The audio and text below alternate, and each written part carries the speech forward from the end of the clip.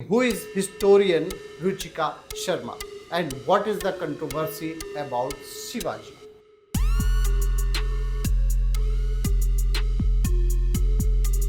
इस समय अगर आप देखेंगे तो एक नया विवाद जन्म ले रहा है। एनसीईआरटी की बुक्स में मुगलों का जो महिमा मंडन अभी तक किया जा रहा था उसको सरकार चेंज कर रही है।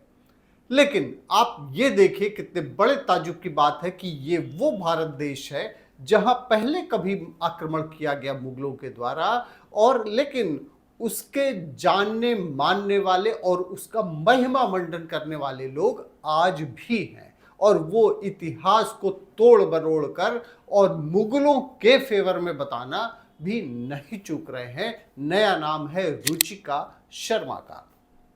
इस बारे में हम बात करेंगे कि who is historian Ruchika Sharma and what is the controversy about Shivaji.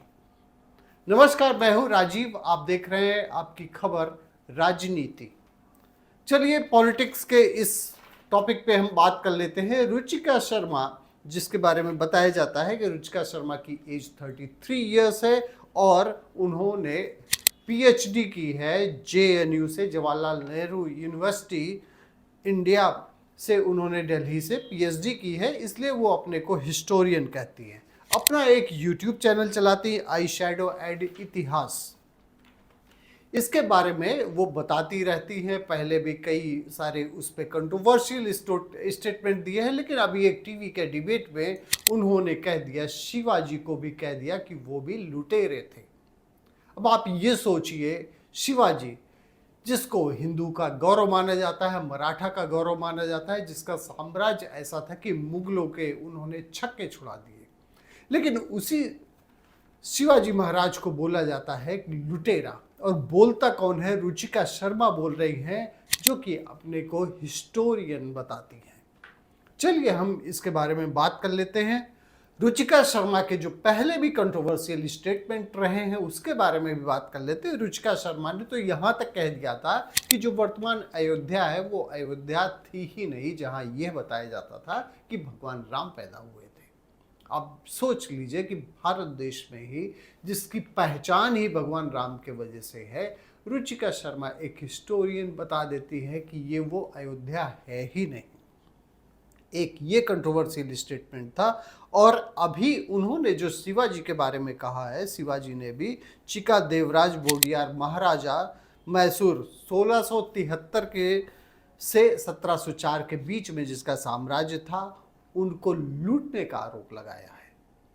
और ये कहा है कि मुगलों ने ही नहीं, भारत में हिंदू राजाओं के खिलाफ भी लड़े।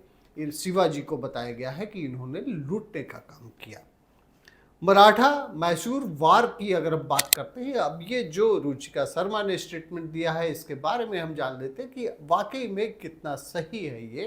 तो इसके लिए जो इन्होंने कहा हुआ है, मराठा और मैसूर में जो वॉर हुई उसके बारे में जब हम जानते हैं तो मराठा मैसूर वॉर 1682 में जब हम इसके बारे में रिसर्च करते हैं तो ये सामने आता है कि सदर्न इंडिया में अपनी सुप्रीमेसी इस्टेब्लिश करने के लिए बैटल्स हुई थी मराठा और कर्नाटका में जो उधर के राजा थे उनके बीच में हुई थी। मराठा फोर्सेस को संभाजी उसको लीड करते थे और मैसूर फोर्सेस को चिक्का देवराजा लीड करते थे। और जब वॉर हुआ इसमें बाद में संभाजी को ट्रिब्यूट पे करने के लिए 1 करोड़ रुपए ये मैसूर के राजा ने दिया था। संभाजी के ग्रैंडफादर जो थे शाहजी ने कर्नाटका स्टेट को जीता था और वहाँ रूल करते थे। और अब आते हैं मेन पॉइंट पर, यानी कि शिवाजी के बारे में। शिवाजी के बारे में जान लेते हैं कि सदर्न स्टेट्स में 2 साल 1676 से लेकर 1678 तक इस्टेब्लिश किए शिवाजी महाराज ने। वहाँ अपना साम्राज्य जो है वो 2 साल केवल 1676 से लेकर 1678 के बीच में इस्टेब्लिश किया। और अब फाइनली हम ये देखते हैं कि जो बैटल्स हुई थी, शिवाजी ने कितने बैटल्स अगर देखें, list of battles fought by Chhatrapati Shivaji Maharaj अगर हम देखते हैं तो अधिकतर इस लिस्ट में अगर आप देख पा रहे हैं तो उसमें ये आप पाते हैं कि अधिकतर जो उन्होंने युद्ध लड़े, इन्होंने Maratha empire in western India में इनका एम्पायर था और इनका जन्म हुआ था 19 फरवरी 1630 को शिवनेरी फोर्ट महाराष्ट्र में। और अगर आप लिस्ट देखते हैं तो आप ये पाते हैं कि अधिक जितने भी इनके युद्ध हुए वो मुगलों से हुए थे।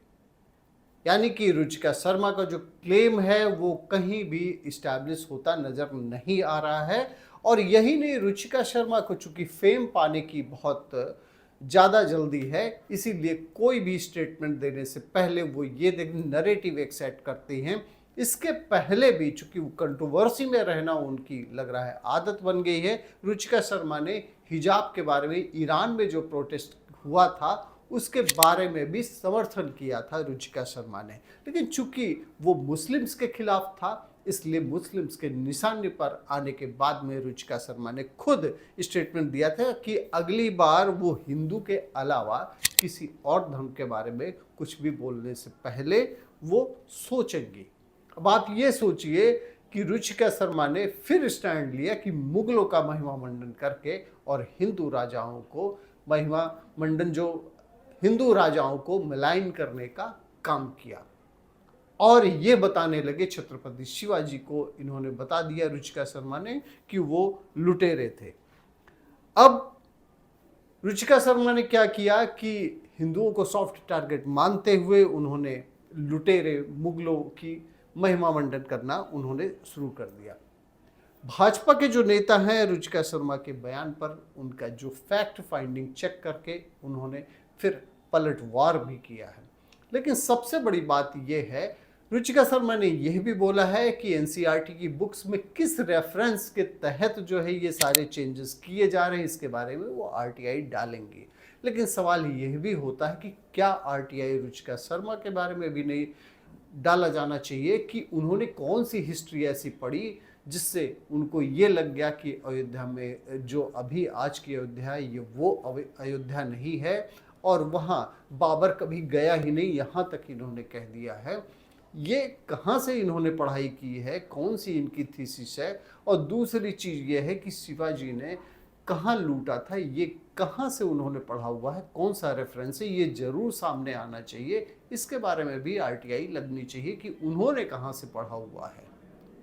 खैर, रुचिका शर्मा को भी आके रेफरेंसेस सामने रखने चाहिए। अगर वो अपने को हिस्टोरियन क्लेम करती हैं तो उनको भी स्थितियों को साफ करना चाहिए। बहुत बहुत धन्यवाद आपका, आपकी खबर राजनीति देखने के लिए। और इसी तरीके के टॉपिक्स पर एक्सप्लेनर लेकर हम आपके सामने आते रहेंगे। लेकिन रुचिका शर्मा का जो स्टेटमेंट है इसके बारे में आप क्या सोचते हैं? आपको इस बारे में कहीं से क्या उनके द्वारा कहे गए बातों का कहीं से समर्थन आपको मिलता है या कहीं से आपको फैक्ट मिलता है, इस बारे में जरूर बताएं। थैंक यू फॉर वॉचिंग आपकी खबर राजनीति।